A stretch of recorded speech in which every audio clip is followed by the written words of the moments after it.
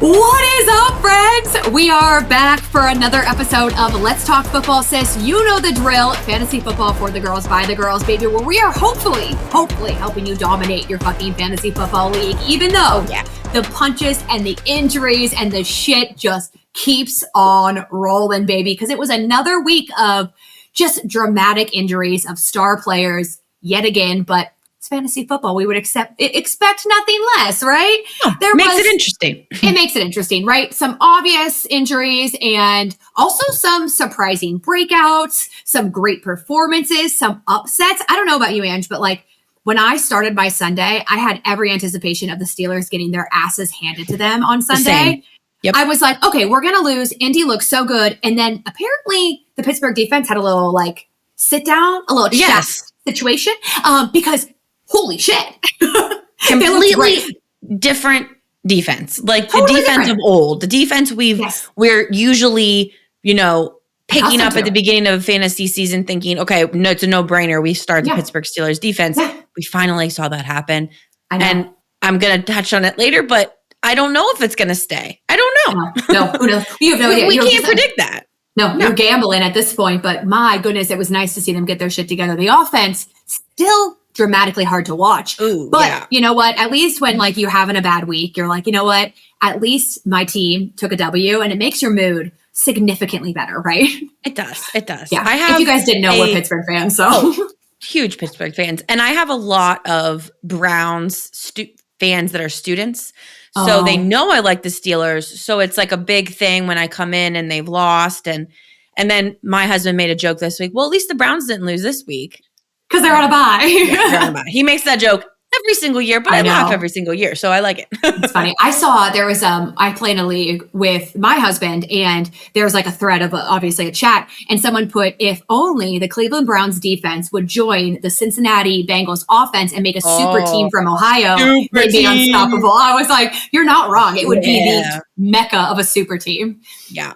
I love it. I love it. Awesome. All right. Well, let's get into some of the nitty gritty. Let's talk play of the week. Let's kick it off with what was your favorite play of the week from this past Sunday games or Monday? My favorite play of the week was Sam Laporta's touchdown. It was a 4th down play. So it was already kind of like one of those tense moments like, okay, are they going to convert or not?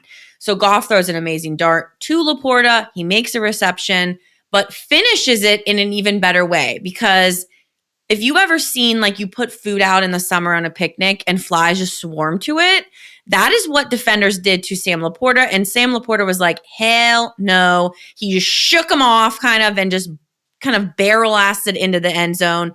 So really, really showed us, that he's still a very relevant tight end, that you shouldn't be sleeping on him. It also showed what the Lions' grit is. And I love that word. I love grit and having grit and pushing through. And that's what the Lions do, right? Yes, they got a loss, but it's okay. We're still seeing them play some really good football. I agree. I think that's too, like, always goes back to the leader. Like Dan Campbell is like, he walks the walk. I always say, if you're going to walk the walk, if you're going to talk the talk, you got to walk the walk, right? Yeah. And he walks the walk so he can talk big game as he should. Absolutely. That man is no fear. 4th down, no fear. Go. He trusts those guys so much, which is awesome. Oh, yes. Yes. Awesome. Well, my play of the week is a little bit of a different play of the week, but Cam Little himself broke the NFL record for the longest field goal this week, which is a huge accomplishment, 68 yards. When you watch that get kicked on the field, you're like, he is on the actual other side of the field. Yeah. And, I don't know if anyone remembers, but when I was mock drafting, I talked about I loving Cam Little because his last name is Little, and it's like Little Cam Little. And little Cam Little broke it. We were joking last night watching some of the Monday night game, which absolute blasphemy that it wasn't on any of the networks because of contract disputes. I thought I was going crazy. I was like, what am I not paying for to get this game? I pay for everything.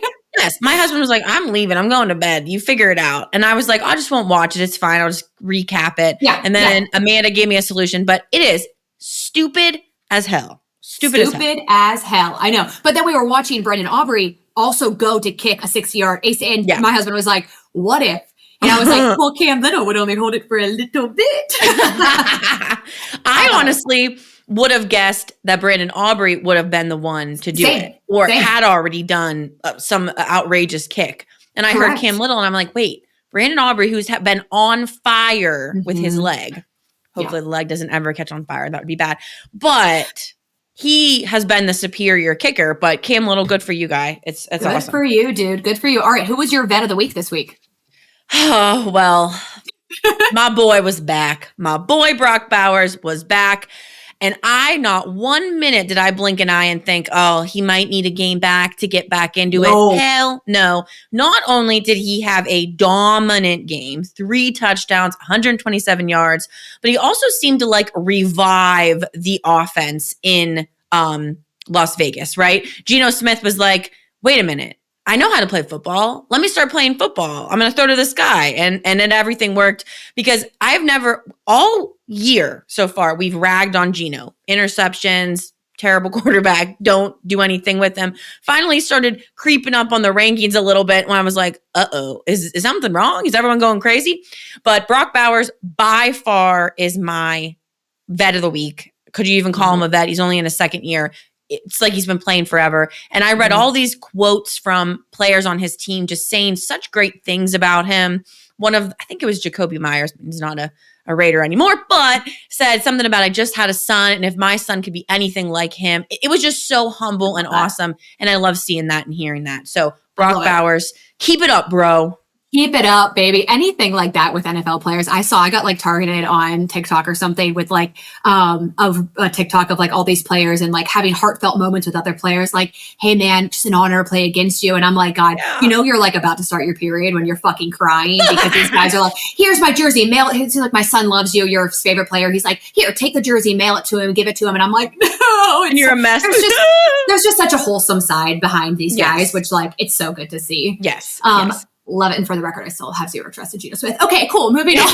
Neither do I. I am not by any means saying, ladies, Geno Smith's a great option. No. He's still going to throw an interception, but he's elevated by this Brock Bowers comeback for sure. Love it. My vet of the week is Rico Dowdle. I mean, we obviously saw Rico come up when Chuba was out and miss some time. And now we're watching Rico take the backfield from Chuba Hubbard. The Green Bay Packers have shut down every single running back they have played throughout this season so far, except Mr. Rico Dowdle himself. He said, absolutely not, hold my beer. I don't know if you saw his touchdown celebration. He did the Keenan Peele skit, and he only pumped twice, and they still gave him a 15-yard. I was like, he was so upset about it. You could tell. I was like, he put 2 fingers only twice, and he scored twice. I was like, give him a pet. That is the least egregious thing that's happening in the NFL right now. The least egregious. I get it when they do the gun or stuff like that, or they're taunting or things like that. But come on, just let the man do a celebration and get on with it. There's worse things happening. I know. There's active sexual assault allegations and calls out. Exactly. That's what we're finding people for. Exactly. Okay. Yeah. Any way they can get money. We can overlook everything else, right? For sure. Yeah. All right. Well, Rico, keep it up. And he's now a very safe start every single week, friends. I tried to get him. He was someone in one of our leagues dropped him. And I saw it, and I was only 5th on waivers, and I didn't get him, and I was so sad. But I hear it. All right, rookie. Who was your rookie? Rookie of the week was Colston Loveland. He was my spicy start last week, and he pulled through for me.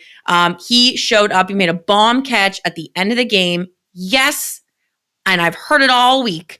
Yes, they played a booty hole Cincinnati defense. It doesn't matter. There was no tackling happening in that, but he just shook him off. He ran into that end zone, won the game. It was just an unreal game of passing. Joe Flacco was almost my vet of the week because how does a 41-year-old man throw for 470 yards? I know. Thank the Lord that he has a bye week this week, because I would assume that all week, if anyone asked him something, he's grabbing with the other arm or whatever, his right hand. Rest on his shoulder. He just like this. And then someone's like, hey, Joe, pass me the remote. I can't, buddy. I can't. So it's got to be, because it's just insane. But I know it. Colston Loveland, rookie of the week, or vet of the week, rookie of the week. Oh my gosh, I don't know where I'm at. Not a vet. Rookie of the week. I love it. Mine is Jackson Dart. I know they still ended up taking a loss, but I love, and I've shared this already, I love the whole vibe of the Giants community. They just seem like they really are, for lack of better words, they have the fight in them. They're going for it. They're still grinding it out. And Jackson Dart grinded it out.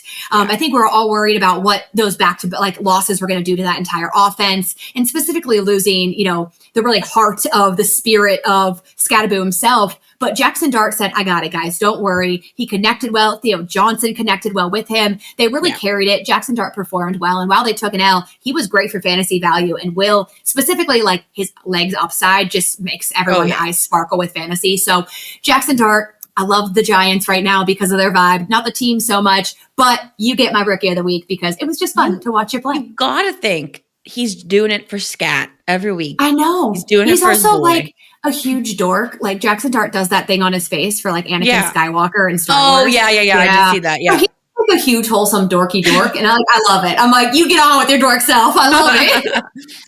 Awesome stuff. All right. Some injury recaps this week. Womp, womp, womp. We lost Tucker Kraft to an ACL tear. He's out for the season. I know he was my tight end. So I'm hurting on that one. I also was the manager for Jaden Daniels and our super flex. His elbow injury was equivalent to the Scatterboo leg. It was an arm. It was the same arm. See it way worse. But honestly, when you watched it, because I didn't. We've talked about the fact that we don't stay up for games. Blah blah blah. No. So in the morning, my husband shows me a video. Oh, look what happened to Jaden Daniels. So I'm just thinking, oh no, the hammy, or there's a Achilles. So I'm looking on his leg, it's falling. No. Then you catch it, and you're like, and then you just It was so bad.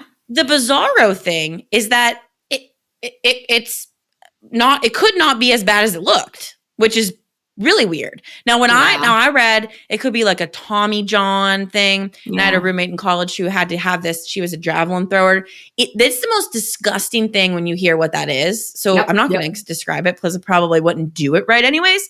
But thank goodness it wasn't his throwing arm. So that gives a little bit more of a, I have a feeling with how bad they've been that they're just going to hold him out for the year. By no means, but at least it's not a career-ending thing, right? He's dunsies. There's no coming back. So at least good for him because injuries are tough. We don't want to see anybody get injured. No, I would not want to be injured in that way. Absolutely. Some more minor injuries. CJ Stroud did suffer a concussion, so we'll watch his availability for week 10. Aaron Jones, AC joint sprain, not considered serious, but again, just something to keep your eye on just in case. A lot of these guys, we film on Tuesdays, we told you guys that. And so sometimes we just don't know the full extent of these injuries. We don't have enough updates just yet. Keyshawn Boutte, again, did suffer a hamstring injury, so we're still waiting to see if he'll miss any time. It sounds like Brock Purdy, I don't know, they say he might be back for 18 weeks in a row, so who the fuck knows what Brock Purdy's going to do. So watch him and his toe. Same thing with Kyler Murray. What's insane to me is we watch Jacoby Brissett completely command that offense and make Marvin Harrison Jr. relevant. Exactly. And Kyler Murray has not been able to make Marvin Harrison. And then they came out and said, Kyler's still our starter. And maybe they're just speaking, maybe they're keeping face because any fantasy manager would hope that does not happen. No. And I got so freaked out because I needed a quarterback. Baker was out. Grabbed Kyler because of the good matchup. Then Kyler's questionable. Then Kyler's not playing. Then Kyler could play. And then I'm like, crap. Well, then I dropped him and got Brissett, which I'm glad I did. But you're right. It just changes a good quarterback who isn't scared of getting hit. And that's really one of the things. And can see. He's so little. He can't see. Exactly. I mean, unfortunately. Has some height. And I told Amanda, and she did not notice, but Jacoby Brissett has a donk. So look it up, guys. I'm watching. I promise you I didn't notice Jacoby Brissett's donk. I noticed it. So I'm like, what? Man, he's got a butt on him. But it was a good butt. But he's doing the thing. He's making the guys relevant. We love it. Love it. Love it. All right. And then some other guys just to keep in mind. DeAndre Swift, groin. We don't know his availability. Quinton Judkins, keep an eye on that. Will Bucky Irving come back or not? Ramondre Stevenson was out week 9. Isaiah Pacheco was out week 9. So all guys just to keep your eye on. Same thing with returns after some buys. A.J. Brown, will he be back this week or not? We aren't sure. Other injuries that are still pending. Garrett Wilson, Terry McLaurin, Puka Nacua, we saw suffer that rib injury. So just again, they're still doing further analysis there. Ricky Pearsall, will he be back? I don't know. BTJ injury, again, it sounds like it wasn't super duper severe, but they did just make a trade, so maybe it's more severe than they're saying. Right. Matthew Golden, Calvin Ridley still out. Cooper Kupp was out.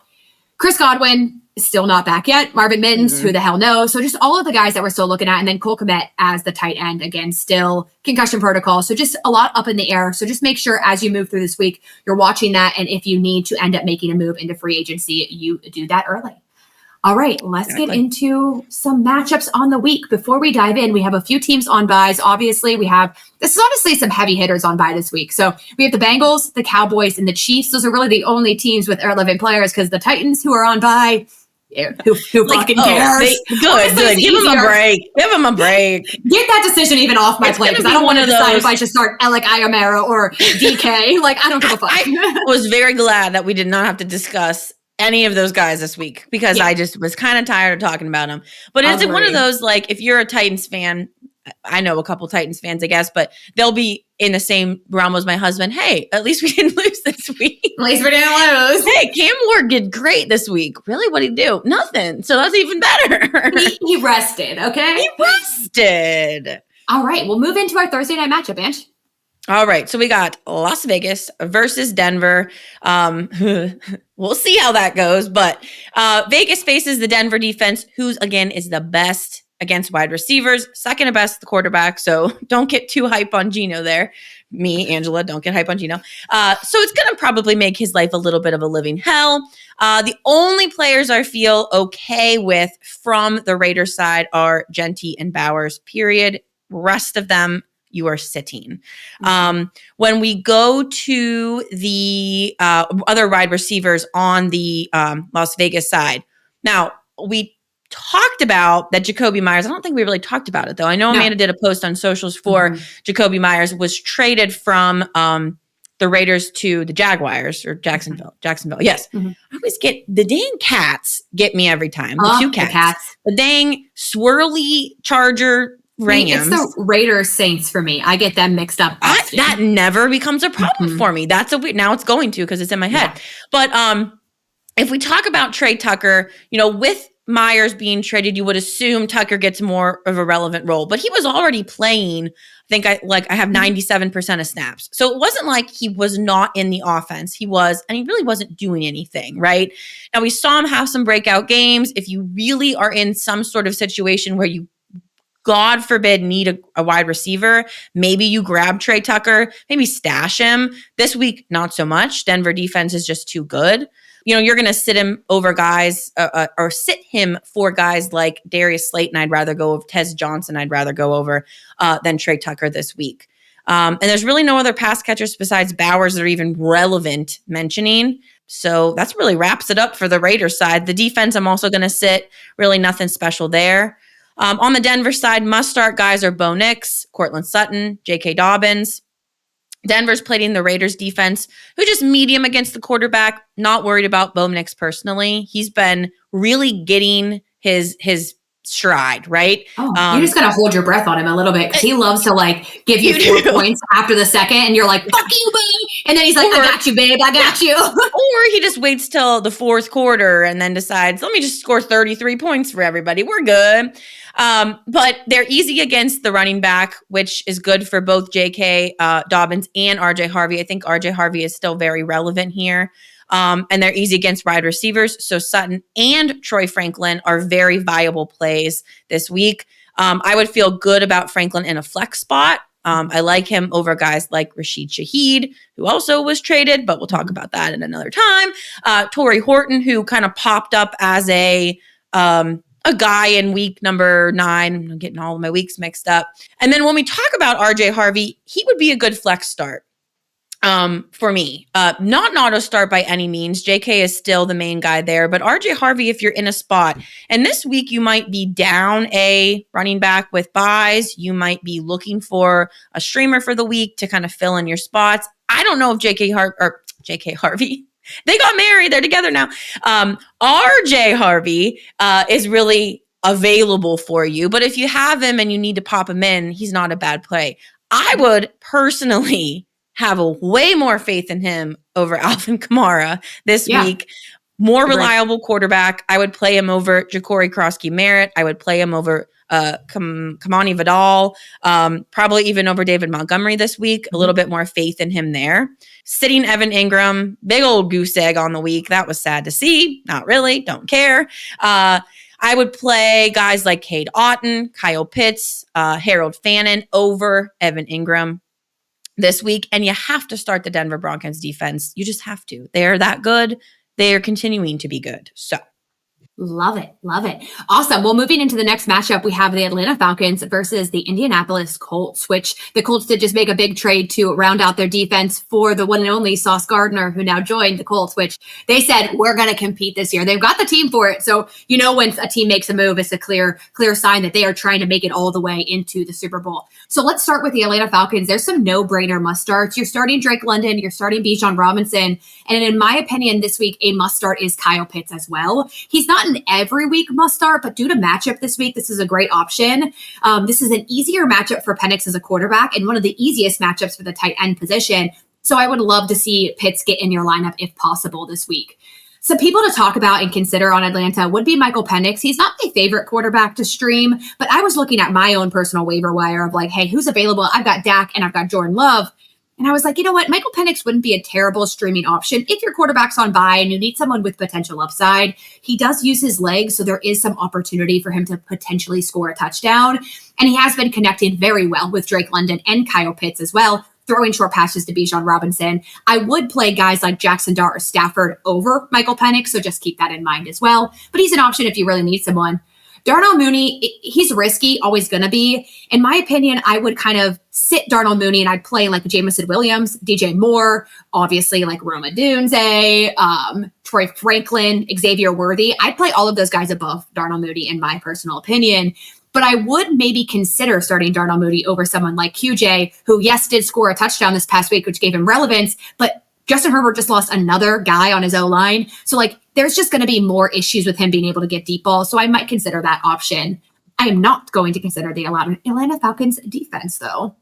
Over onto the Colts, like we talked about, they did just acquire a new defensive weapon. So that does make everyone they face from an offensive standpoint a little bit risky. Who knows if Sauce will play this week because they are the international game. They play bright and early on Sunday morning. Must-starts for the Colts, there's a lot of them. Jonathan Taylor. I know he had a down week. Just put him in. Tyler Warren. This is going to be a hard matchup for him, but I'm still playing him. Same thing with Michael Pittman. He's the one wide receiver that is going to get the start. If you have him, you start him. Same with Daniel Jones. Even though he had an immense amount of turnovers and fumbles, he still scored 17 fantasy points, which is not terrible. So you still continue to start him until he really shows us otherwise. It's also showing us that the entire Colts team has faith in him as well. So we keep starting him. Now, the one question here mostly lies with Josh Downs and Alec Pierce.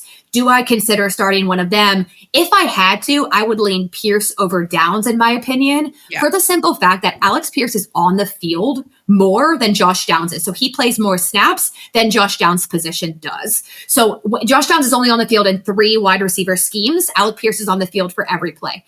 So if I had to pick a guy, I would lean Pierce over Downs, in my personal opinion there. And then, yes. You could just be me and have both of them and play them both. And then play them both or decide which one to start. But if you're making your decision, right, if you had to pick one, I'd probably go Pierce, in my opinion. I agree with that. I agree. I'd rather go with a big kind of volatile player versus, someone who's... Yes, exactly. It's Josh Downs had 9 targets. Alec Pierce had 13 targets. That's just way better. And then I don't love the Indianapolis Colts as a streaming defense. I would wait to see if Sauce Gardner plays this week or not. I'm going to doubt that they have him play this week. But moving forward, they'd be a great defense to play. If you don't want to drop them, you can risk it for the biscuit and play them, I suppose, and then keep them for the future because I do think they'll be a dominant defense moving forward. Right. Yeah, I want to ask about that.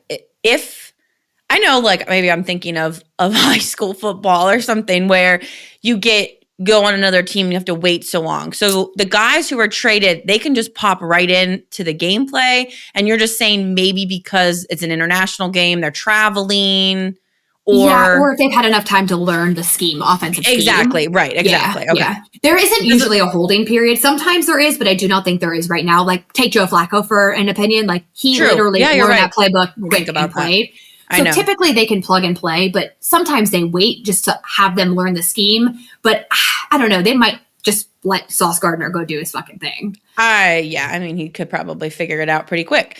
All right, moving into our next game, we got Buffalo versus Miami. I mean, this is one of those situations where you're playing Miami, you can start pretty much everyone, right? So you are starting Josh Allen, you are starting Khalil Shakir, you are starting James Cook, Dalton Kincaid, and the Buffalo Bills defense. So really not a lot here. Buffalo's facing Miami, which leaves a wonderful matchup for pretty much every position that are in your lineup there. The only wide receiver I'm okay starting this week is Shakir. Coleman cannot be trusted. I think if you have Coleman, you're dropping Coleman. You're not keeping Coleman on your roster. I don't know why he's wasting space there. Defense is also a great start here. So really nothing too much to talk about Buffalo. Going into the Miami side, two very clear starts would be Jalen Waddle and Devon Achane. Those are really the shining stars on their team. The list is short here because the defense has looked great, but you always want to start Achane. You always want to start Waddle. They are must starts due to volume and usage, right? You're always going to be holding your breath just a little bit because could someone get hurt? Jalen Waddle is very injury prone. He could waddle off the field with a broken leg or ankle or whatever else, right? Rest of the offense is just too spotty. You don't trust Tua at all here. You are sitting Tua. You have better options because, against this defense, it's going to be tricky. Anybody else to really mention here would be Ollie Gordon. He's not a starter or anything. I think if you are looking for a good handcuff guy for Devon Achane, I know we talked about some injuries earlier in the season with Achane and hamstrings and possibilities of stuff like that. So if you need a handcuff and you have the room for it on your bench, Ollie Gordon would be a great option. You're sitting the Miami defense. You are not going there. Absolutely not. I love it. Awesome. Jacksonville, I like when the decisions are easy. It's just like play them all. Oh, it's cool. It's awesome. Beautiful. I know.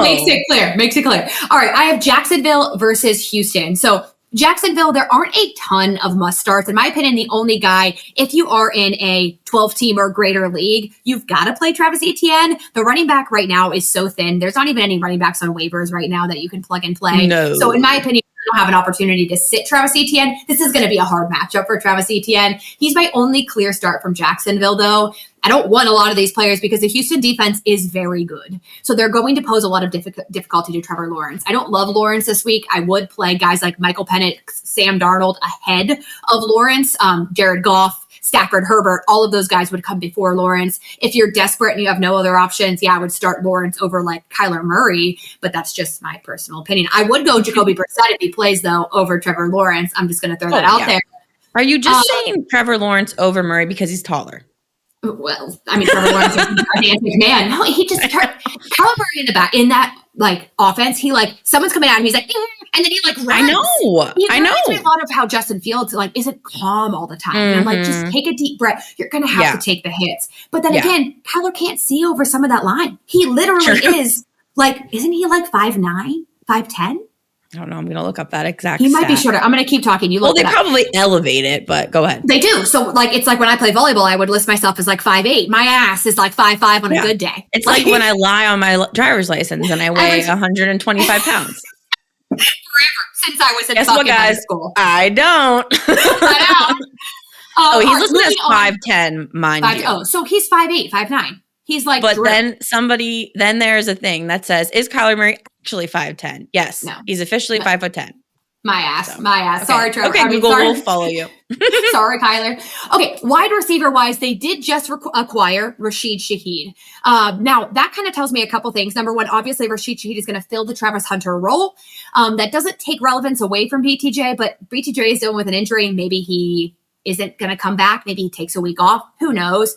BTJ is hard to sit. If you have him, you probably can't sit him. You probably have to play him. But I don't feel good about it. And I might lean over playing someone like Parker Washington over BTJ. I might even say, fuck it. BTJ, sit on my bench. I'll play Troy Franklin and take the upside. Or Alec Pierce. Like, is that super risky? Yes. But like, he's been underperforming. And I think one thing that I hate about men in fantasy football is they're like, play him no matter what. And sometimes I'm like, listen, this guy's let me down so much.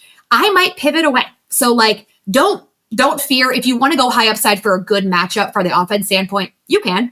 I also like Parker Washington as a play this week. Yes, it is going to be a difficult matchup from a defensive standpoint. Houston Texans are no joke. But if we get Rashid Shaheed any plays, that'll also distract a little bit from Parker Washington, which could help. There is a great corner for Houston, and his name is Derek Stingley. I would assume if BTJ plays, that's who Derek Stingley shadows, which will leave more targets for Parker Washington, who's getting double-digit targets right now. Vishal Tootin is a sit. There's no tight ends worth talking about, and the defense, I don't think they're a play, unless for some reason you feel really good about playing them against a backup quarterback if CJ Stroud doesn't play. Moving on to Houston Texans. That leads me right in. Must starts Nico Collin, Dalton Schultz. Weird enough, start him this week. If you have him, start him. Now, I'm not starting him over your elite tight end, but your mid-tier tight end. You start Dalton Schultz this week. Great matchup for him. Some other guys to consider here. I'm not even going to waste my time on CJ or Mills. I don't think either of them are a start, even if CJ Stroud plays. I don't really want to risk it or wait for it. There's no other wide receivers, Christian Kirk, Hutchinson, or Higgins. I'm not going to take a shot on any of those wide receivers in my lineup. There's far favorable options outside of them. Woody Marks, Nick Chubb. Oh my God. Now, the only thing to keep in mind is Woody Marks did get hurt in the middle of this game, so missed a large chunk of the game because of that. So the snap count isn't really something we can fully rely on because he got hurt. You would hope that this week it swings back to seeing more work for Marks, but I'm not going to lie, if you can sit Woody Marks this week, I absolutely would. I would play RJ Harvey before I played Woody Marks. It's too much of a split backfield, and the matchup's really difficult. And I think you have better options than the Houston Texans defense against the Jags. They're very good, but I worry about, are they going to be able to get the sacks they need, et cetera, to be able to get you points. And I just think there are better streaming options out there this week.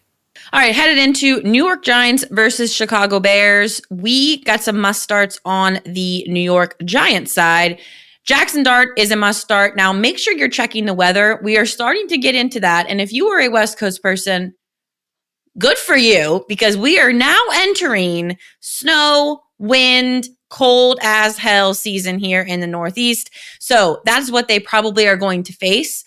So watch that. The concerns could be there for his start, how he can throw or move or whatever. Tyrone Tracy is a start. Wan'Dale Robinson, not a must start every week, but this is a good matchup for him. He's been targeted a lot by Jackson Dart. Start him here. And again, Theo Johnson and the tight end position, another great start. Not an every week start, but a really good matchup for him. The Giants play against Chicago. This is a great matchup for Dart. I feel like he's a really good guy to be streaming if you need a streaming quarterback, if your quarterback is on bye.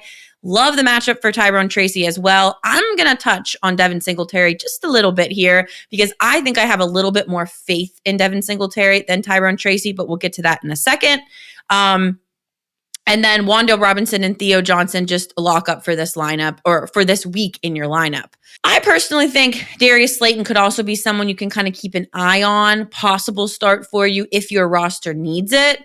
I would really, in this particular matchup, start him over guys like Alec Pierce, Romeo Doubs, but I would go with guys like Troy Franklin, Tez Johnson over Darius Slayton just for a little bit more reliability, maybe from their quarterback.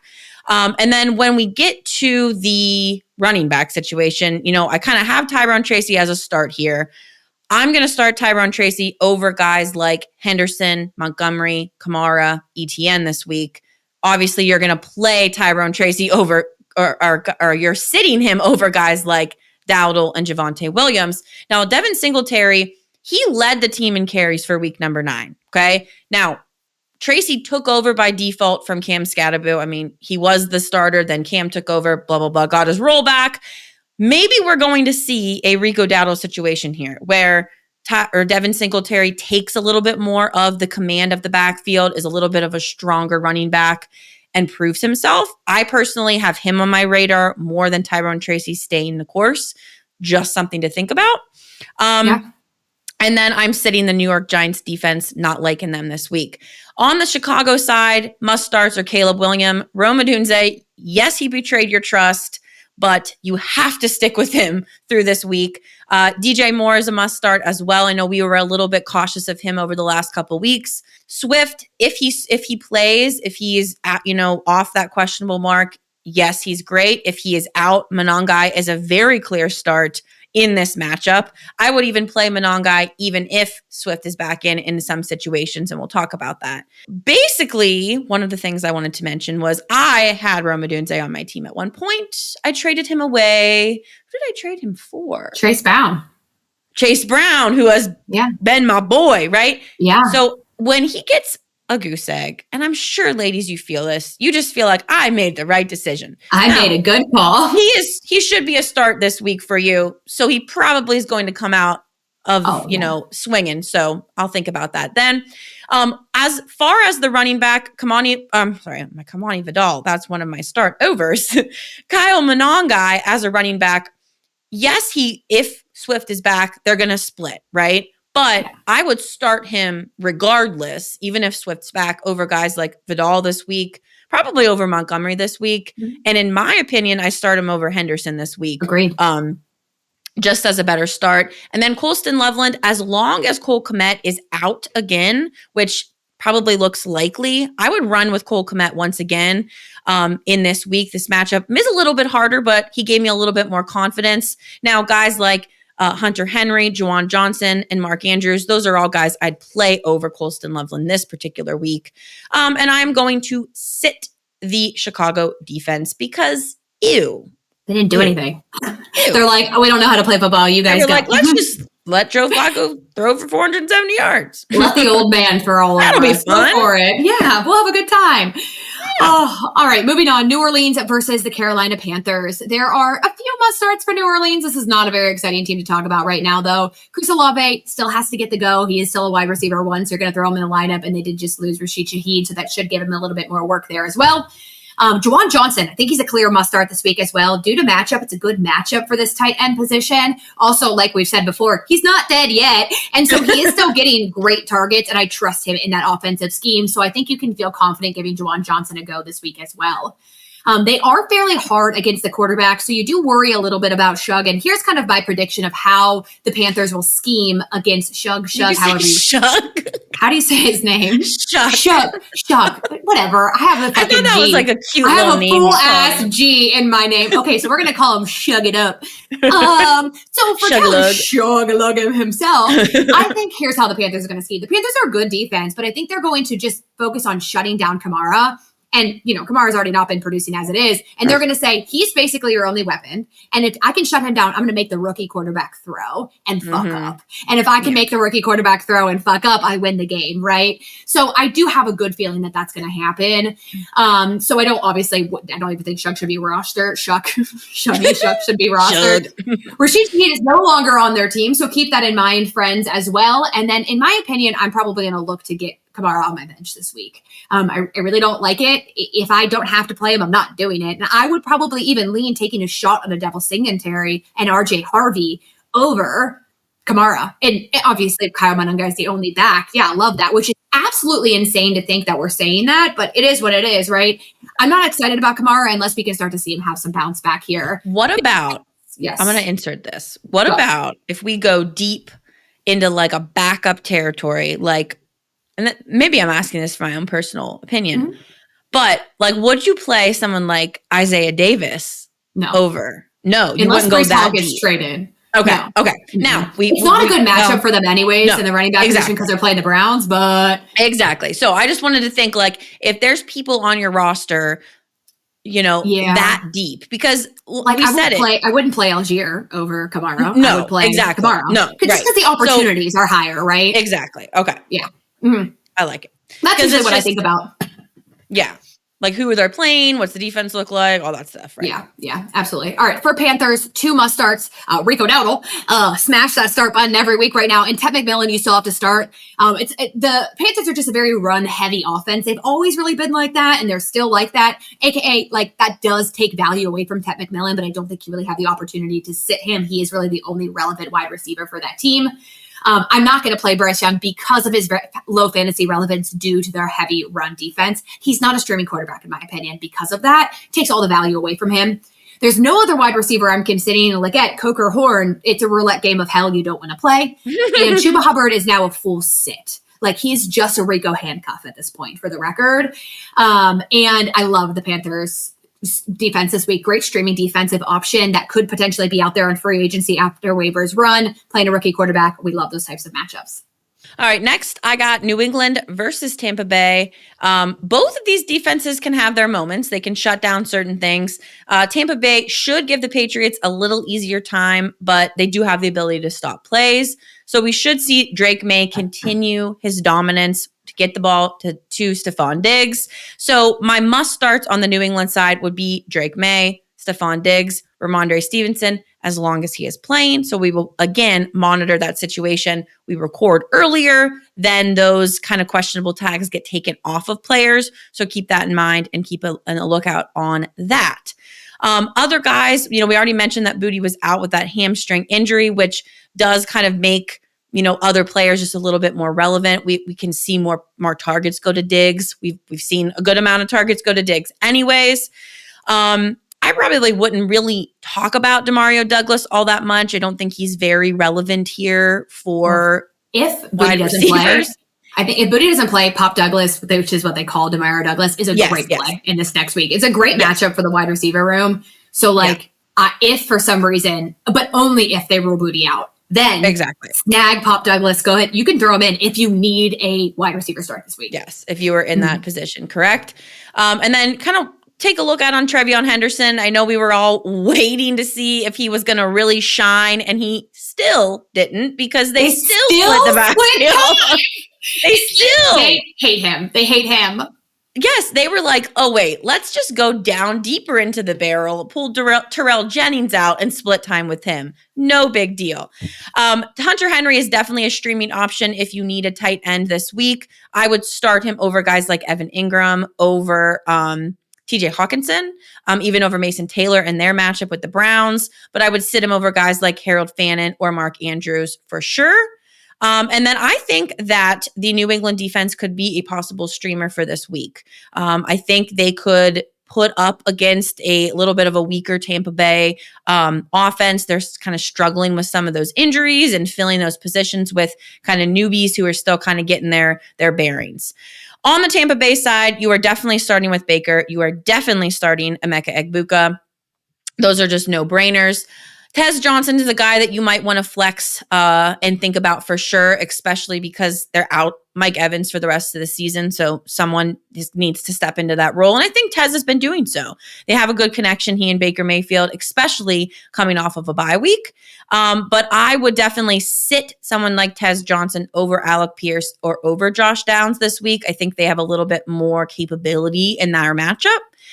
When it comes to running back, we are still waiting to see what is going on with Bucky Irving. Is he going to be back, or is Rashad White still going to be that in the backfield? I need Bucky back, okay? Amanda's team is just dwindling. Then this bye week, and then it's just bad for her. But when Bucky does come back, we kind of have to assume that it's like a 50-50 split because he's still kind of have to get recharged back into the offense. He's probably still a little bit recovering. Who knows?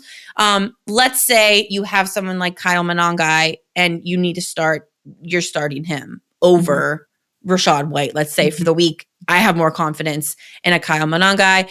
K. Dotton, you should also start. I think he's a great tight end to play this week. Can't say, there's a lot of T's in there. And then I think Tampa Bay could also be a good pickup. You might be able to grab them off of free agency after waivers run as well. New England has allowed about 16 sacks to their quarterbacks in the last 3 games. So maybe they capitalize on that. We shall see. Love it. All right. Cleveland Browns versus the New York Jets, which is basically just defense versus defense. The offensive scheme is low here. So for the Cleveland Browns side of the football, Quinshon Judkins is a great play as long as he plays. So just make sure you keep an eye on his health. We're going to talk about Dylan Sampson here in a hot second. Fannin and Njoku are both great plays. The entire offense is run around them as their highlight. Stefanski loves to highlight his tight ends. We're watching that happen beautifully with Fannin and Njoku. And also, that's just what Dylan Gabriel is capable of right now as well.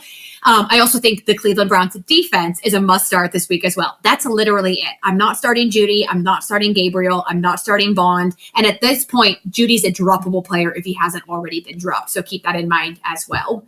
Now, talking a little bit about that running back room, Dylan Sampson, if you're the Judkins manager, you should have handcuffed yourself with him already. Hopefully you picked him up off of waivers. He should be taken.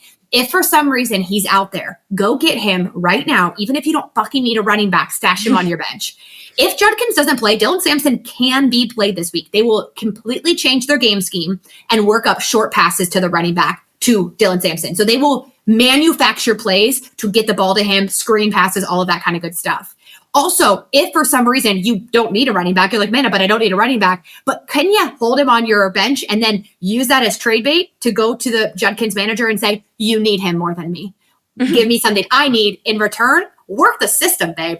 Work the fucking system. So Dylan Sampson for me is a great play if Judkins doesn't play. But obviously if Judkins plays, then Dylan Sampson is a moot point. I'm probably not going to play him at that point then. Like I already said, the Cleveland defense is an absolute powerhouse. So go ahead. Get them in. Let's see what Garrett, I was going to say Garrett Wilson. Well, he's on the team. What's his name? Justin Fields? Myles Garrett. You see how I got Myles that? Garrett. Myles Garrett on the other side of the ball. Okay. Either whatever quarterback plays. For the Jets, Garrett Wilson, if he plays, you're going to throw into your lineup. I'm going to feel comfortable with that. That's really the only wide receiver I trust there. Again, Breece Hall, there was trade rumblings. Nothing has come out yet as of when we're filming this at like 5 o'clock on a Tuesday. So who knows if for some reason that changes. If Breece Hall goes, you're going to play him, but you're going to feel really uncomfortable with him this week because of the matchup. I don't want any interest in Isaiah Davis because of the matchup this week. We'll wait to see if that backfield stays split, but it is Breece Hall's backfield. So I'm going to assume if Breece Hall stays, they're going to commit to Breece Hall and Isaiah Davis is going to become a backup again, as opposed to that one rogue week where we saw more of a split field. I don't see that continuing to happen. There's no quarterback I'm starting on the Jets. Again, like I said, wide receiver wise, there's really no one I trust here. I know Tyler Johnson, his data from week 8 looked really good, but he's not someone I'm going to trust. I don't trust that offense, so I'm not going to trust him. Running back wise, no. And then tight end situation, like we talked about, Mason Taylor is a possible streaming option. This is a hard defense to face. And also Mason Taylor has just looked unexciting. He doesn't like push through tackles. It just doesn't look like he gives that full effort. Like if you watch Theo Johnson play and Mason Taylor play, Theo Johnson's like, get the fuck out of my way. He's stiff arming. He's powerhousing through. Mason Taylor's like, oops, I'm just going to go down now. I just don't love that in a tight end. So I like other players ahead of Mason Taylor. Things like Andrews, Johnson, Ertz, Henry, all above Taylor for me as well. I'm going to move into Baltimore versus Minnesota. So on the Baltimore side, there are some very clear starts. You are starting Lamar. You are starting Derrick Henry. You are starting Zay Flowers. You are starting Mark Andrews. All those guys you should have a lot more trust in, especially since Lamar is back. Now, the Ravens defense came to play a little bit in week number 9, right? They kind of showed some, light, right? And I know they've changed some things on the defensive side, made some moves that maybe kind of enhance them a little bit. And I even mentioned last week that I think Lamar Jackson being back elevates not only the offense, but also elevates the defense. Guys that you have to kind of talk about on this side would be Isaiah Likely. There are better options out there. Mark Andrews is who Lamar Jackson looks for. So you're not going to play Isaiah Likely this week. He had more snaps than Andrews, but he was a whole hell of a lot less productive. The Baltimore defense is just very, an organism that I don't fully understand, right? It's kind of like the Steelers. One week they could be good, one week they could be bad. They moved up in rankings so much. And I'm like, for one good week, I still and the Minnesota Vikings offense is good. Yeah. So I was like, I don't like them this week. There's plenty of guys I would stream over them personally, but I was also in a conundrum of why are they ranked so high after one decent week? Is someone cheating the system here? Probably. Everyone's a Lamar lover, so they're trying to get on his good side.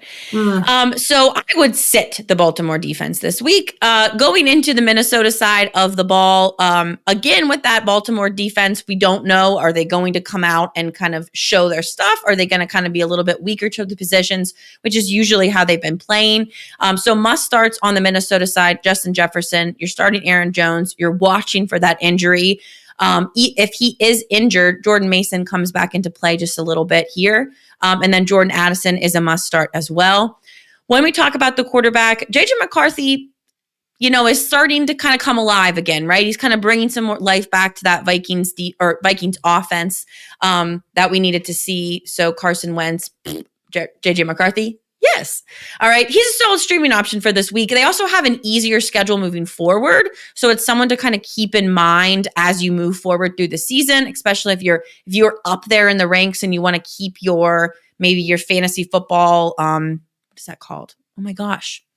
Playoffs. Oh my gosh. The playoffs alive, right? JJ McCarthy might be someone who you want to look at to stash on your bench. But I would definitely starting him over guys like Jordan Love this week, Aaron Rodgers for sure this week, maybe even Daniel Jones this week. I don't even know why Tua is on here, but I put Tua on here, and then Justin Fields as well. But I would start guys like Matt Stafford and Jackson Dart over JJ McCarthy this particular week with their matchups. And TJ Hawkinson, it's not really a terrible play, but there are most definitely better options out there. So you're starting Dalton Schultz this week over him, Theo Johnson over him, Jawan Johnson over him. Those are guys that you're looking much better at the tight end position. And then the Minnesota defense, I'm not going to start them over this Baltimore offense. I think they're just a little too strong for them. All right, Arizona versus Seattle. For the Arizona side of the football, I think we're obviously watching Arizona play Seattle, and they're easy on the quarterback. They're decent against the running back and kind of midline against the wide receiver, super easy on the tight end. So clear must starts this week. You're starting Marvin Harrison Jr., and you just hope that maybe they let Jacoby play one more game because it made Marv way more interesting to watch anyways. And you're always auto-starting Trey McBride. That's not a question. Marv, Trey, they're just going in and you're hoping that the outcome is what you want. I'm not interested in playing Kyler Murray. I think there are plenty options ahead of him that you can look at before. JJ, Jackson Dart, all of those guys I would play ahead of Murray, Herbert, Stafford. I would even go Penix over Murray. I said that earlier, but that's just my opinion. If for some reason you were desperate for a quarterback and Jacoby plays and you feel good about it, go for it. Jacoby is just always going to be that moment of like, one day he will show us why he's a backup quarterback, but when will that be, right? The running back situation. Now, obviously, we don't know when Trey Benson is officially going to come back in, but you would assume that when Trey Benson does come back, if it is this week, they're not going to give him all of the work. They're still going to split the work with Bam or DeMarcado. Bam looked fine. DeMarcado looked good. I think DeMarcado fits the scheme of their offense just a little bit better than Bam does. But nonetheless, that kind of is a split backfield. You really can't trust at this point. You got to kind of keep your eye on Benson. If Benson comes back, I'm probably not starting any of them because I just don't know the split, the work, the dominance that any of them are going to provide this week. Into the Seattle Seahawks side, I'm not going to start the Cardinals defense either, for the record. Seattle Seahawks, the only must start here is JSN. Not that Sam Darnold isn't a great option. He's just a streaming option, meaning he's not a must start every week, but JSN is. You're not taking him out of your lineup. Now, we did know that Rashid Shaheed just joined their team. He's not someone I'm overly excited about starting. Rashid Shaheed is a boomer bust dude, very much like Kayshon Boutte. You just hope he gets the play, right? I'm not going to trust him in a new offensive scheme week number one. However, I would look at some other guys to potentially think about, like Torrey Horton. Now, the only reason he saw so much work was, number one, he scored 2 touchdowns, so that made his fantasy relevant ridiculous. He only had 4 targets, and those 4 targets only happened because Cooper Kupp was not playing. Now, the Rashid Shaheed trade does tell me that potentially Cooper Kupp might be more injured than they've told us, so he might miss more time and they needed to fill that role, right? That's just kind of us trying to predict the future slightly. So if for some reason Kupp is out, I feel comfortable giving Torrey Horton a start if you need somebody. He's going to fall in that very scary realm, though, of, like we said, you know, the boomer bust guy. So you might feel more comfortable going Parker Washington ahead of Torrey Horton for maybe just a little bit more safe floor, because you have a goose egg floor with Torrey Horton, to be clear. Oh, the running back situation, Kenneth Walker, Zach Charbonnet. I mean, at this point, you don't want to play Kenneth Walker. Like, you don't feel good about getting, 8 points? 8 to 10 points? At this point, that's all Kenneth Walker's good for, 8 to 10 points. I would take Kenneth Walker over Kamara at this point. Oh, yeah. So when I would play Kenneth Walker over Kamara. Yeah. Because, again, maybe you have the upside of Kamara getting his shit together and becoming who we know he is. They just don't seem to be utilizing the run game well. Maybe Kenneth Walker just doesn't have it. And then add on top of that, any goal line work is getting taken by Sharps. So it's just messy. It's messy. So I would be starting Manungai if he's alone in the backfield, Tracy, JK, Harvey, all ahead of Walker. And you can always throw Sharps in your lineup and hope that it's his touchdown week, right? Clench him. Clench and pray, baby. Tight end here, we've had AJ Barner and Elijah Aurora. I would wonder how mom would say that name.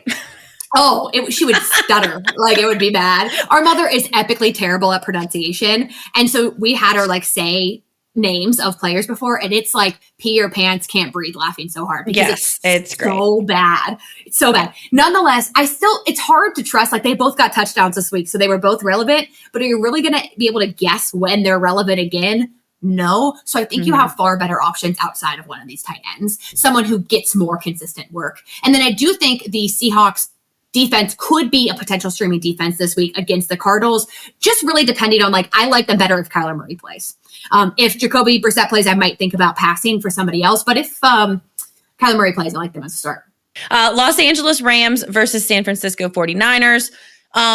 The Rams defense has looked really good. San Francisco has been a little bit of a little bit up in the air, right? They've lost some key figures in their defense, which makes them a little bit more vulnerable. So must start guys on the Rams side. Puka, obviously, but you're watching his injury, right? And we saw Puka out, and there really is no guy that I could say, hey, if Puka's out, this is the guy you got to put in, right? Because they're really not.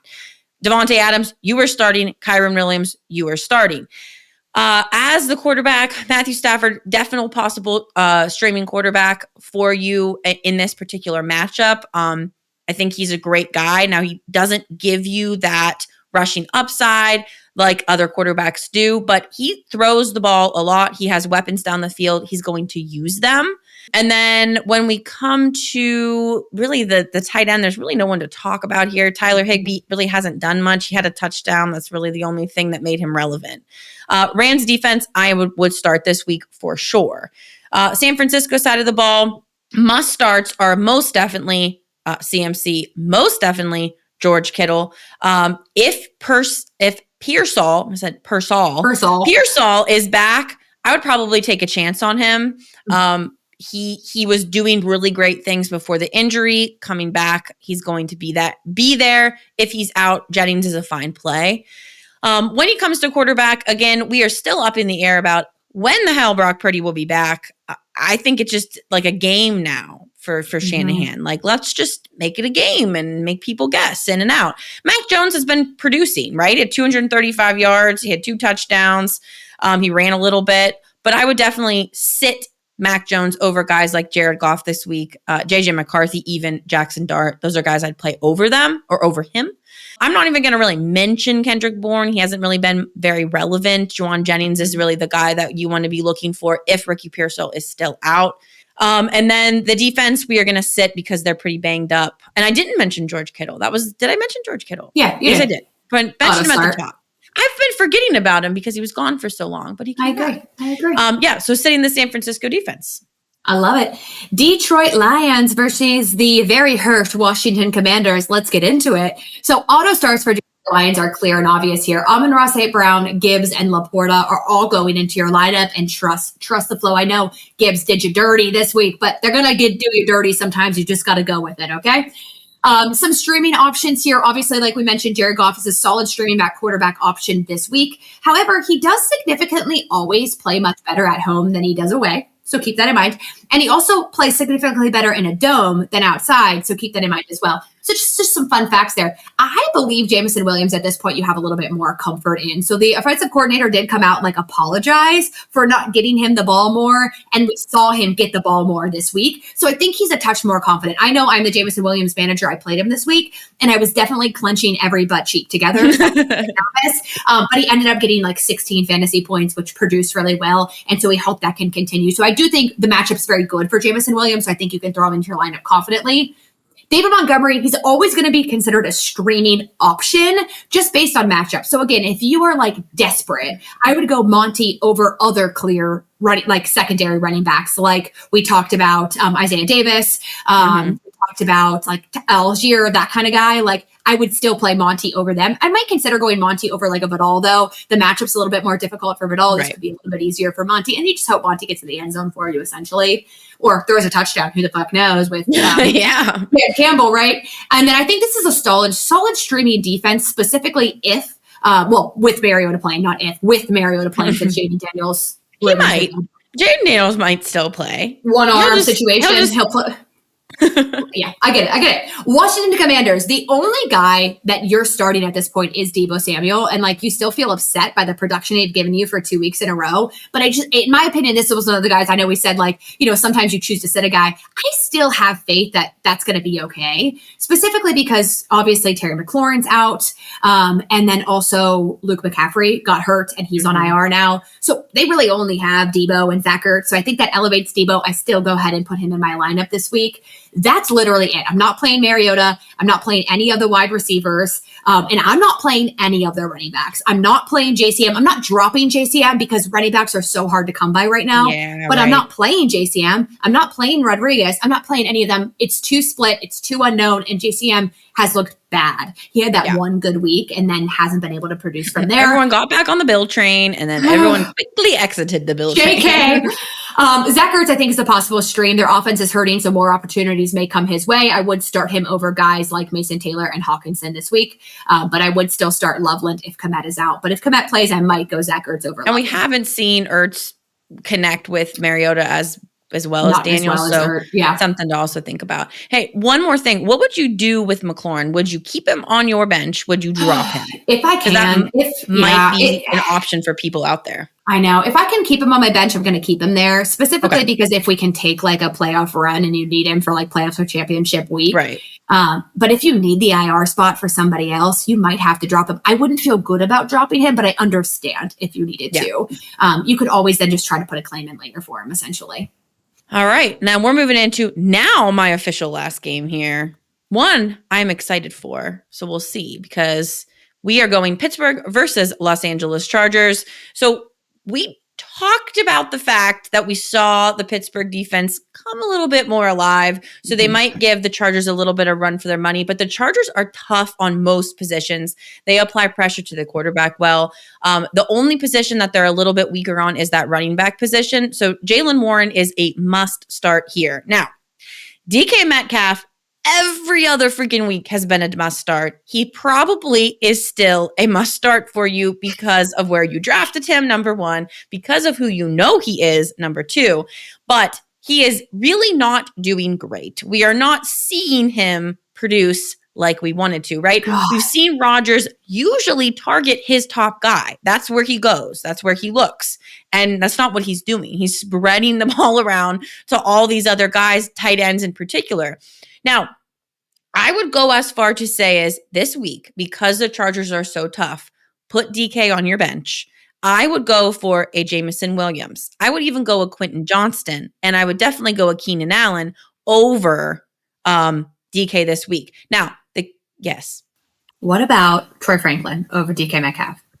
I would go Troy Franklin. I would. How about I like it. If Kayshon Boutte doesn't play, Pop Douglas over DK Metcalf?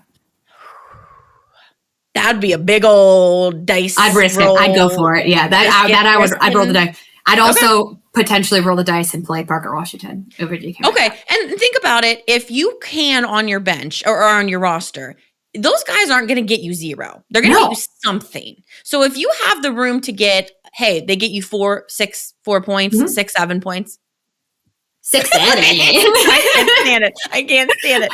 Anyways, then do it, right? And then or you get 2 points from DK. 2 points. That's just insane and sad. The issue is too, like we didn't talk about this, but like Aaron Rodgers specifically likes like a very skill-oriented wide receiver, and DK is not that. He is a big-bodied, get up and make the catch type of dude. And Aaron Rodgers is a very risk-adverse quarterback. He's not going to throw the ball up and take the risk of getting picked because that's not how he plays. So, like, he connected so well with Javonte Adams because that's his wide receiver style. And so you're just seeing that friction. Like, at this point, Aaron Rodgers likes Calvin Austin better. Yeah, he likes friggin' 300-pound tight end Washington better. That man, oh my God. I would not want to meet that man in an alley. So that being said about Aaron Rodgers, you were sitting Aaron Rodgers. You were playing guys like Darnold, Stafford, and JJ McCarthy over Aaron Rodgers. And then the tight end position, I don't like it here because this is a tough matchup for tight ends.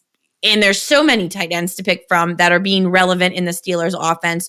Jonnu Smith's probably the top tight end on the depth chart, Pat Freiermuth, but you're sitting both of them. And then the Steelers, it's just kind of a risk it for the biscuit. If you really want to roll those dice, clench the butt cheeks, eat that big old biscuit, then go for it and pop them in your lineup. If you need to, if you have other options, I would go other options. On the other side of the ball, the Chargers must starts Herbert, Ladd McConkey, Keenan Allen, Oronde Gadsden, who's still rolling. We're still riding the lightning with Gadsden, and we love it.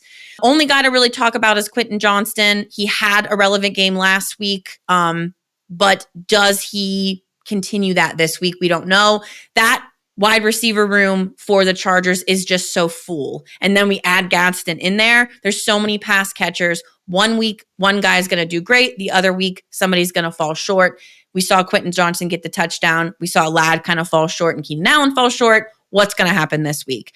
And then as far as Kamani Vidal, we are sitting him. This is a very tough matchup for running backs. I don't like it. I don't like him really in this position. I think he's going to be that running back for a while with Amari and Hampton continuing to be out, which is very sad.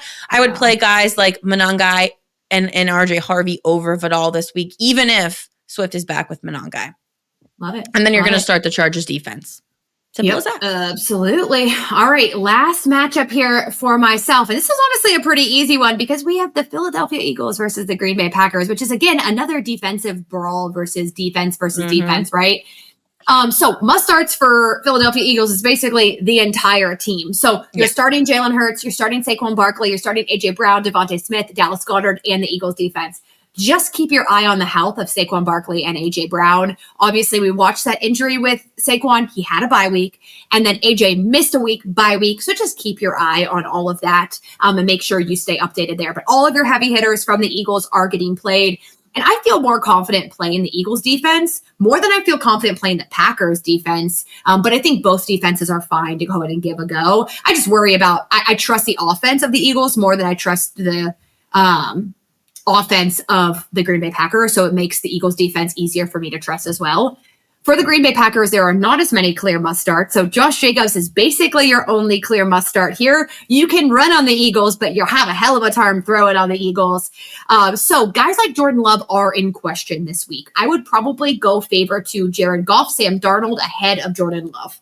Not that Jordan Love is a bad quarterback. It's just going to be a particularly difficult matchup for him. And then same thing with the wide receivers. We've got Romeo Doubs. We've got Christian Watson.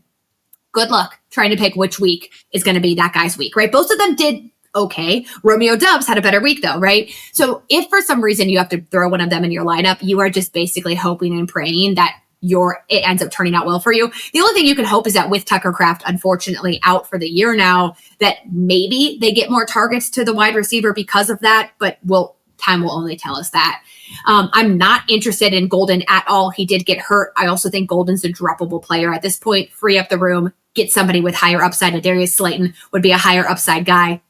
Okay, Golden is a complete sit, a complete drop at this point. Again, take your favorable upside of like a Slayton or a Washington ahead of guys like that. Obviously, he's a fine.